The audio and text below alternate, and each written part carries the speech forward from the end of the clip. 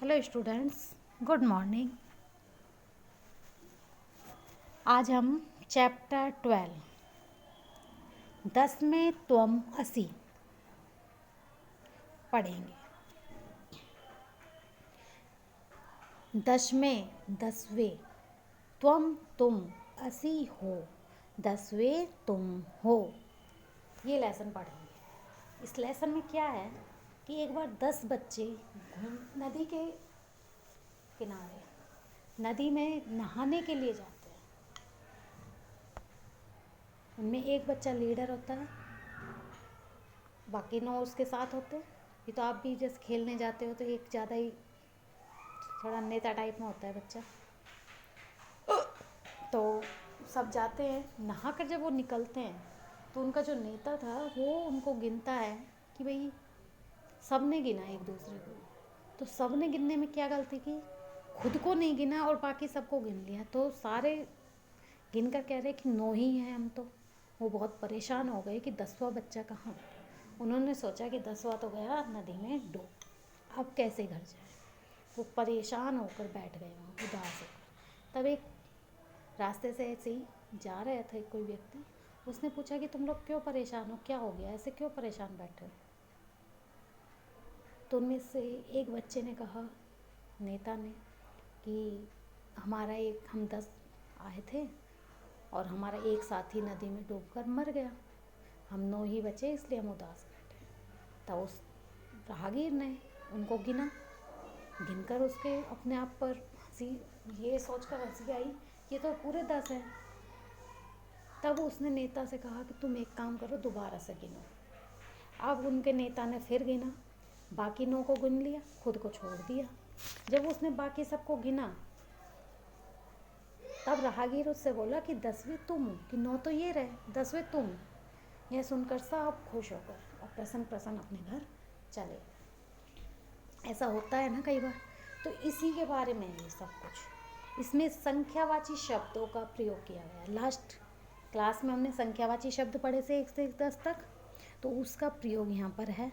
तो आप ध्यान से इसे देखिए, लेसन को अच्छे से पढ़िए।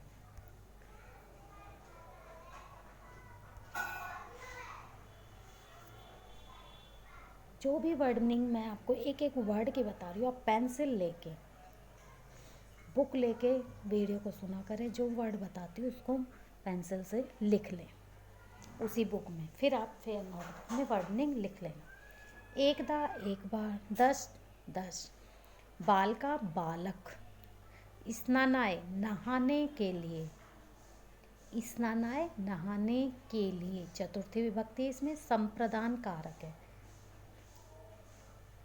नदीम नदी, गए गच्छन गए। एक बार 10 बालक नदी में नहाने के लिए गए। ते नदी जले चीरम स्नानम अकुर्वन्, ते वे नदी जले नदी के जल में चीरम देर तक स्नान अकुर्वन् करते रहे। वे नदी के जल में देर तक स्नान करते रहे, यानी वो बहुत देर तक नदी में नहाते रहे। ततः ते तीर्थवा पारम गता, ततः इसके बाद, ते वे तीर्थवा तैरकर, पारम नदी के पार, गता चले। पारम गता पार चले गए, किसके पार गए, नदी के पार गए थे ना, कि इसके बाद वे तैरकर नदी के पार चले गए। तदा तेषां नायके अपृच्छत् अपि सर्वे बालका नदीम उत्तीर्ण, तदा तब, तेषाम उनके, नायके नेता ने, अपृच्छत् पूछा। अपृच्छत् कौन से लकार में आ रहा है, लंग लकार, यानी भूतकाल में। पूछा जो काम हो चुका। अपि क्या, अब आप कहेंगे मैडम अपि का अर्थ तो भी होता है, आप कह रहे हो क्या, है ना। जब कभी भी आप देखो कि सेंटेंस शुरू होने के साथ अपि शब्द आ रहा है और बाद में क्या आ रहा है, क्वेश्चन मार्क आ रहा है, प्रश्नवाचक चिन्ह, तो यहाँ अपि का अर्थ होगा क्या। ठीक है, जैसे हेल्पिंग वर्ब होती हैं, is am are, was were, has have, do does, ये सब होती हैं। बी, बीन ये। लेकिन जब अगर ये वर्ड सेंटेंस के पहले आ जाती है तो इंटेरोगेटिव सेंटेंस बन जाता है। आपने पढ़ा है इंग्लिश में, प्रश्नवाचक वाक्य बन जाता है। तो ऐसे जो अपी शब्द है ये अगर किसी भी वाक्य के पहले आ जाता है शुरुआत में तो ये भी प्रश्नवाचक वाक्य बन जाता है और इसका अपी का अर्थ हो जाता है क्या। क्या सर्वे सभी बालका बालक नदी नदी उत्तीर्णा पार कर लिया। क्या सभी बालकों ने नदी को पार कर लिया। तब उनके नेता ने पूछा क्या सभी बालकों ने नदी को पार कर लिया, यानी कि क्या हम 10 बच्चे आए थे, 10 के 10 ने नदी को पार कर लिया।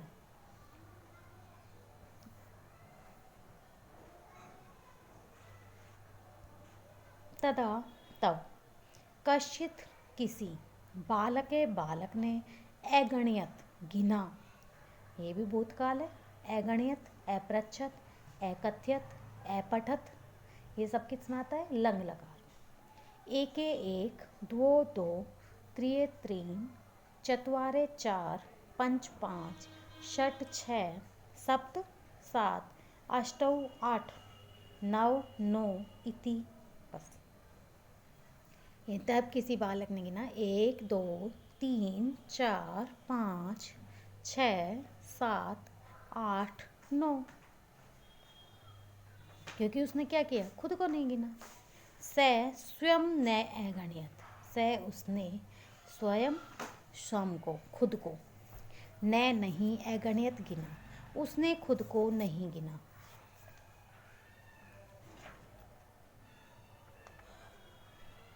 या उसने अपने आप को नहीं गिना। अतः इसलिए स वह अवदत बोला, नव एव संति, नव नो एव ही संति हैं, नो ही हैं।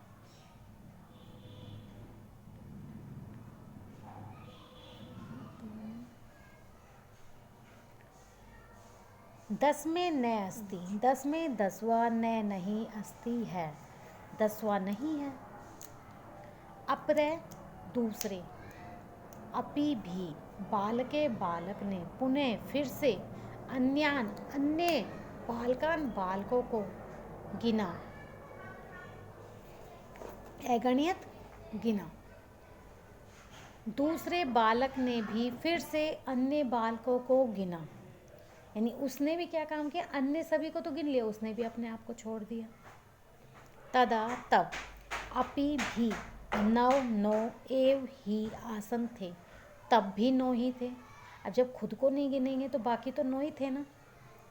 अतः इसलिए ते वे निश्चयम निश्चय अकुर्वन् किया, यथ की, यथ का अर्थ होता है की, ये कनेक्टर जो होते हैं उसका काम करता है, यानी योजक का, दो वाक्यों को बीच में जोड़ने का।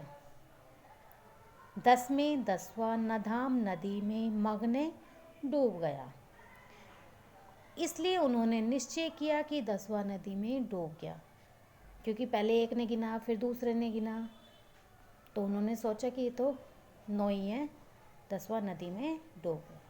ते उन्होंने दुखिता, दुखी होकर, तुष्णिम मौन धारण, अतिष्ठन बैठ गए या कर लिया,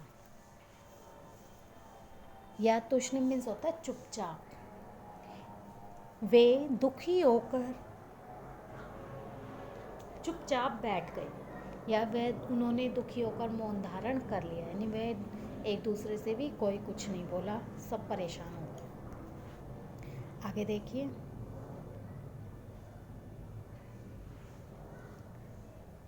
तदा तभी कश्चित कोई पथिक राहगीर तत्र वहाँ आगच्छत आया, तभी कोई राहगीर वहाँ आया। स तान बालकान दुखितान दृष्ट्वा अपृच्छत, बालका युष्माकं दुःखस्य कारणं किम। स उसने तान उन बालकान बालकों को, दुखितान दुखी, दृष्ट्वा देखकर, अपृच्छत पूछा, बालका हे बालकों, युष्माकम तुम्हारे, दुख से दुख का, कारणम कारण, किम क्या। उसने उन दुखी बालकों को देखकर पूछा, हे बालकों, तुम्हारे दुख का कारण क्या है, यानी कि तुम क्यों दुखी हो। बालकान नायक एकथ्यत वयम 10 बालका स्नातुम आगता। बालकान बालकों के, नायक नेता ने, एकथ्यत कहा, बालकों के नेता ने कहा, या हम ये भी बोल सकते बालकों के नेता ने बोला। वयम हम 10 बालका बालक स्नातुम नहाने के लिए आगता आए थे। बालकों के नेता ने कहा कि हम 10 बालक नहाने के लिए आए थे। इदानीम नव एव, इसमें इदानीम अब, नव नो, एव ही इसमें हैं, अब नो ही हैं। एके नधाम मगने इति, एके एक नधाम नदी में, मगने डूब गया, इति ऐसा सोचा। ये समाप्ति सूचक अव्यय शब्द है, इति वर्ड, कि यहाँ सेंटेंस समाप्त हो गया कि एक नदी में डूब गया। पथी के तान अगण्यत, पथी के राहगीर ने तान उनको अगण्यत गिना, राहगीर ने उनको गिना। तत्र वहाँ 10 बाल का बालक एव ही आसन थे, वहाँ 10 बालक ही थे। आसन का अर्थ बैठने का आसन नहीं है, ये है आसन यानी थे, लंग लकार का रूप है ये, अस्सी शब्द का, अस धातु का, ठीक है। अस्ति स्ते संति जैसे स्त्रीलिंग उसमें होते हैं, लट लकार में ऐसे ही होता है उसमें। स वह नायकम नायक आदिशत आदेश दिया, तुम बालकान बालक को गणिए गिनो। उसने नायक यानी नेता को आदेश दिया कि तुम बालकों को गिनो। किसने आदेश दिया? राहगीर ने। स तू 9 बालकान एव अगणित, स उसने, तू तो, तू का अर्थ होता तो, 9 बालकान बालकों को एव ही अगणित गिना, उसने भी 9 बालकों को ही गिना। तदा पथि के अवदत 10वें त्वमसि इति, तदा तब पथि के राहगीर अवदत बोला, 10वें तुम असि हो, तब राहगीर बोला 10वें तुम हो।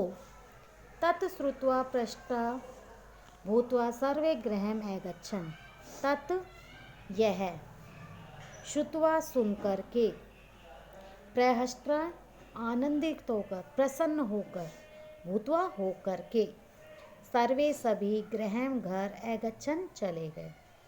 यह सुनकर आनंदित होकर सभी घर चले गए, क्योंकि सभी बहुत खुश हो गए कि हम सारे 10 बच्चे सही सलामत हैं। और उन्होंने गलती क्या की कि उन्होंने अपने आप को नहीं गिना। तो ये हमारा लेसन कंप्लीट। इसकी वर्ड मीनिंग आप फेयर नोटबुक में लिखेंगे। नेक्स्ट क्लास में हम इसके बैक एक्सरसाइज क्वेश्चन आंसर करेंगे। तो आप back exercise question answer find out करेंगे, अपनी बुक में पेंसिल से फिर करेंगे और ये लेसन अच्छे से रीड करेंगे। वर्ड मीनिंग फेयर नोटबुक में लिखनी है। और फिर भी अगर कुछ समझ नहीं आए तो दोबारा आप मुझे बताएं या कमेंट बॉक्स में लिखें, जिससे कि आपके क्वेश्चन का आंसर दिया जा सके। Okay students, thank you.